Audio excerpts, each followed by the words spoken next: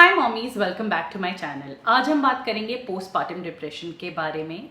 आप में से जो लोग मुझे रेगुलर फॉलो करते हैं वो जानते हैं कि जब मेरा फर्स्ट बेबी हुआ था तो उसके बाद मुझे पोस्टपार्टम डिप्रेशन हुआ था और वो डिप्रेशन काफ़ी सिवियर भी था। मुझे डॉक्टर को कंसल्ट करना पड़ा, मुझे अपने लाइफस्टाइल में काफ़ी चीज़ें चेंज करनी पड़ी टू ओवरकम दैट डिप्रेशन। इसके ऊपर मैंने वीडियो भी शेयर किया हुआ है कि आप क्या कर सकते हैं, सिम्टम्स क्या होते हैं, कैसे जानना है। तो वो सारी चीज़ें अगर आपको जाननी है तो मैं वीडियोज़ नीचे लिंक कर दूंगी डिस्क्रिप्शन बॉक्स में, वो जाके देखिएगा। पर आज हम बात करेंगे कि फर्स्ट प्रेगनेंसी में तो हो गया, अब सेकेंड प्रेगनेंसी के बाद क्या आपको सेकेंड प्रेगनेंसी के बाद भी पोस्टपार्टम डिप्रेशन फेस करना पड़ा? So guys the answer is no. Second pregnancy के बाद मुझे पोस्टपार्टम डिप्रेशन फेस नहीं करना पड़ा और इसके कुछ बहुत ही सिंपल से रीजंस हैं। तो एक बार पहले स्टार्ट करते हैं कि पोस्टपार्टम डिप्रेशन सिंपली क्या होता है। तो जब एक वुमन की बॉडी डिलीवर करती है तो हमारी बॉडी में बहुत हार्मोनल चेंजेस होते हैं। हमारी बॉडी वापस रिकवर करके अपने प्रीवियस सेल्फ में आती है। जब ये हार्मोनल चेंजेस होते हैं तो उस टाइम पे हमें डिप्रेशन जैसे सिम्टम्स आते हैं। डिप्रेशन जैसे सिम्टम्स होते हैं कि आपको बैठे बैठे रोना आ जाएगा, आप बहुत उदास हो, सब लोग आसपास खुश हैं बट आप काफ़ी उदास हो, आप काफ़ी अकेला फील करते हो, आपको लग रहा है कि मेरे साथ ही ये क्यों हो रहा है, आप थक रहे हो, आपको रोना आ रहा है, आपको किसी से बात करने का मन नहीं करा, बाहर जाने का मन नहीं करा। और बहुत ही एक्सट्रीम केसेस में आपको ऐसे भी थॉट्स आते हैं कि आप अपने आप को मार दो या आप अपने बेबी को मार दो या बेबी को इंजर कर दो। तो वो बहुत ही एक्सट्रीम केस होता है बट वो भी होता है। इसीलिए डॉक्टर्स बोलते हैं कि टाइम पे आपको पोस्टपार्टम डिप्रेशन के सिम्टम्स आएँ तो डॉक्टर को कंसल्ट करना चाहिए। ये एक नॉर्मल फिनोमेना है। ये जो फिनोमेना है ये बहुत ज़्यादा बढ़ जाता है उन केसेस में जहाँ पे जो मदर होती है उसको सपोर्ट नहीं होता, पार्टनर का सपोर्ट नहीं है, फैमिली का सपोर्ट नहीं है, उसको सब कुछ खुद करना पड़ रहा है, उसकी बॉडी बहुत ज़्यादा एग्जॉस्टेड है बिकॉज एक नया रूटीन एकदम से स्टार्ट हो गया है। और वो रूटीन भी नहीं है, वो बेसिकली पूरे दिन राउंड द क्लॉक जो मदर है वो लगी हुई हैं। बच्चे को फीड कराना है, बच्चे का केयर करना है, अपना खाना खाना है, अपनी रिकवरी करनी है, बहुत कुछ होता है, राइट। ये जो नया फेज़ आता है सडनली प्रेगनेंसी से, जो न्यू पेरेंट फेज़ है वो बिल्कुल ही 360 डिग्री ट्रांजिशन होता है। बिकॉज प्रेगनेंसी में आप बहुत मज़े कर रहे होते हो टू दिस फेज़ जहाँ इनिशियली 2-3 महीने तो आप बिल्कुल घर के अंदर होते हो, आप बाहर भी नहीं जाते हो, आपका सब कुछ बदल चुका होता है। तो जिन केसेस में मदर को बहुत ज़्यादा सपोर्ट नहीं मिलता वहाँ ये पोस्टपार्टम डिप्रेशन ज़्यादा देखा जाता है। जिस केस में सपोर्ट मिलता है वहाँ थोड़ा सा कम होता है बिकॉज थोड़ा सा मदर को अपने लिए टाइम मिलता है। तो मेरे फर्स्ट प्रेगनेंसी के बाद वाले केस में तो मैंने डॉक्टर की गाइडेंस के अंडर रिकवर कर लिया। बट सेकेंड प्रेगनेंसी के बाद क्या हुआ? बिकॉज सेकेंड प्रेगनेंसी के बाद भी तो हार्मोनल चेंजेस हुए, सेकेंड प्रेगनेंसी के बाद भी तो सेम बॉडी रिकवर करी थी। सेकेंड प्रेगनेंसी के बाद मुझे पोस्टपार्टम डिप्रेशन इसलिए नहीं फेस करना पड़ा क्योंकि पहला मुझे पता था कि पोस्टपार्टम डिप्रेशन क्या होता है, क्यों होता है और मुझे क्या करना है, जो मुझे अपनी फर्स्ट प्रेगनेंसी में नहीं पता था। तो अवेयर होना बहुत ज़्यादा ज़रूरी है। आपको पता ही नहीं है कि आपको जो हो रहा है वो क्यों हो रहा है तो आप अपने आप को ब्लेम करते रहते हो कि यार मुझे ही कुछ हो गया है, सब खुश है, मुझे ही रोना आ रहा है, मुझे ही डिप्रेशन हो रहा है, मतलब आप अपने आप को ब्लेम करते हो। तो पहला मुझे पता था। दूसरा मुझे पता था कि मुझे क्या करना है। कुछ सिंपल सी चीज़ें होती हैं जो एक न्यू मदर को करनी ही होती हैं अब इस फेज़ में ताकि वो ये डिप्रेशन जैसे सिम्टम्स को अवॉइड कर सके। सिंपल चीज़ें जैसे 15 मिनट आपको धूप लेनी ही लेनी है, आधा घंटा आपको बाहर जाके फ्रेश एयर लेनी है। वो आप कभी भी कर सकते हो, सुबह से लेकर रात तक फ्रेश एयर लेने कभी भी आप आधा घंटा जाओ। चाहे बेबी को जब प्रैम में वॉक करा रहे होते हो वो भी आपका टाइम होता है फ्रेश एयर लेने का। दिन में नारियल पानी आपने पीना है। नारियल पानी भी जाके आपके हार्मोन्स को बहुत अच्छे से बैलेंस करता है। बनाना आपके हार्मोन्स को बहुत अच्छे से बैलेंस करता है। एंड जब बहुत ज़्यादा आपको अकेलापन फील हो रहा है, बहुत ज़्यादा लो फील कर रहे हो तो डार्क चॉकलेट बहुत हेल्प करता है।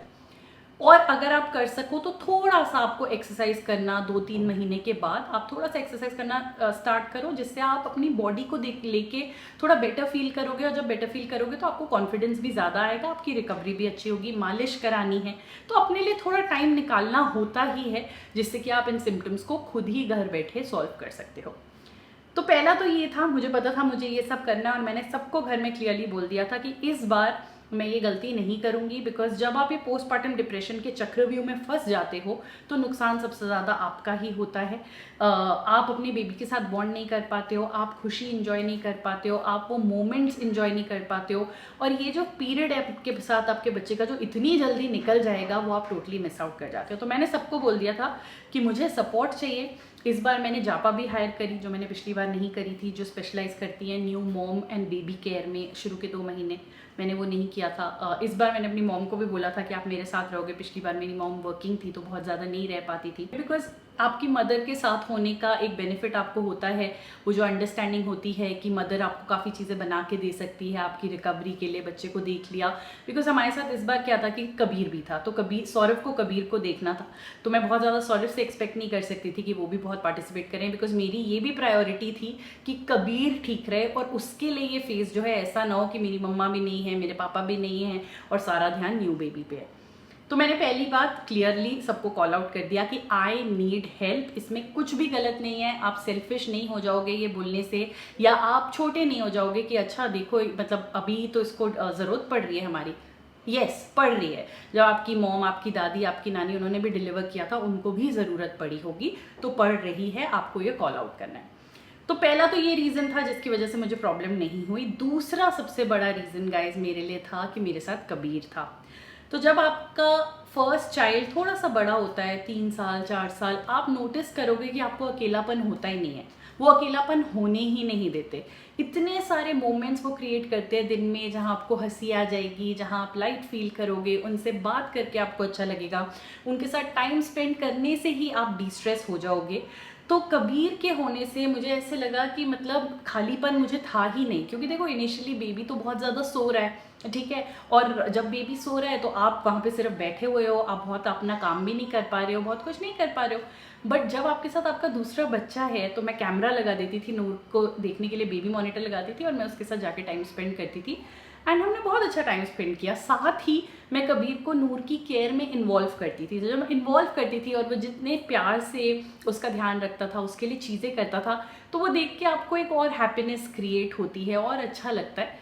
तो कबीर के होने की वजह से मुझे सेकेंड टाइम, मतलब मैं उसको क्रेडिट दूंगी कि मुझे पोस्टमार्टम डिप्रेशन नहीं फेस करना पड़ा। I am really grateful to him and thankful to him.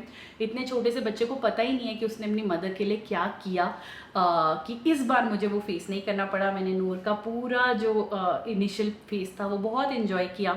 मेरी अपनी रिकवरी जो थी वो बहुत अच्छी थी compare to the first time, जहाँ मुझे बहुत सारी चीज़ें पता ही नहीं थी। And overall I think I was able to spend a lot of family time also. So yes, आप अगर ये सोच के सेकेंड प्रेगनेंसी नहीं कर रहे हो कि सेकेंड प्रेगनेंसी के बाद आपको पोस्टमार्टम डिप्रेशन फिर से फेस करना पड़ेगा, तो मोस्ट लाइकली ऐसा नहीं होगा अगर आप ये सारी चीज़ें फॉलो करें। और इसके साथ बस आपको अपने सप्लीमेंट्स लेने हैं। पिछली बार मैंने अपने सप्लीमेंट्स भी टाइम पे नहीं लिए थे। आपका आयरन, कैल्शियम तब तक कंटिन्यू होना चाहिए जब तक आप बच्चे को ब्रेस्ट फीड कर रहे हो। अपने विटामिन डी लेवल्स का ध्यान रखो, अपने प्रोटीन लेवल्स का ध्यान रखो। अगर ये 4 चीज़ें इंटैक्ट रहेंगी तो आपकी बॉडी बहुत जल्दी रिकवर करेगी और आपकी बॉडी में जो हार्मोनल चेंजेस हैं ये भी बहुत जल्दी सेटल होंगे। सो आई होप इस वीडियो ने उन सब मदर्स की हेल्प करी होंगी जो पोस्टमार्टम डिप्रेशन के बारे में नहीं जानती हैं, जो पोस्टमार्टम डिप्रेशन से लड़ रही हैं, या जो इसलिए बेबी प्लान नहीं कर रही हैं कि उन्हें लग रहा है उन्हें पोस्टमार्टम डिप्रेशन होगा।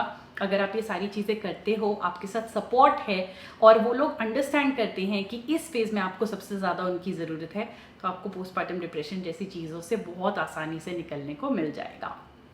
Thank you so much for watching MomCom India. Bye bye.